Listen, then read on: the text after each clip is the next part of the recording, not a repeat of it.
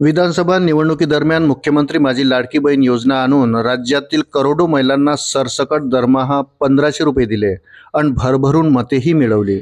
परंतु आता शासनाच्या तिजोरीत खडखड असताना पैसे द्यायचे कसे? त्यामुळे राज्याच्या महिला बालकल्याण मंत्री अदितीताई तटकरे यांनी अपात्र बहिणीकडून पैसे वसूल करण्याचा इशारा दिला आहे. त्यामुळे लाडक्या बहिणींमध्ये संतापाचे वातावरण निर्माण झाले आहे.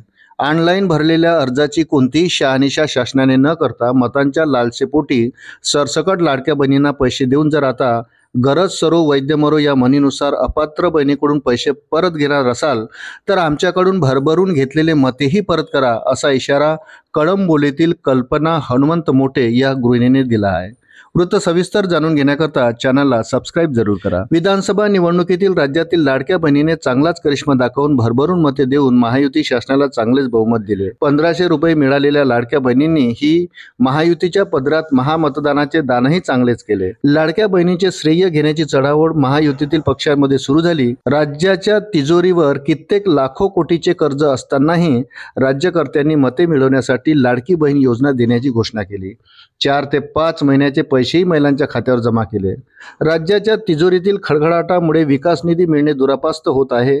त्यामुळे आता लाडक्या बहिणींना सरसकट पैसे न देता त्यांच्याकडे दुचाकी, चारचाकी गाडी नाही, संपूर्ण कुटुंबाचे उत्पन्न 2.5 लाखापेक्षा जास्त नाही, अशाच महिलांना लाडकी बहीण योजना सुरू ठेवण्याचे राज्याच्या महिला बालकल्याण मंत्री अदिती तटकरे यांनी मंगळवारी जाहीर केले.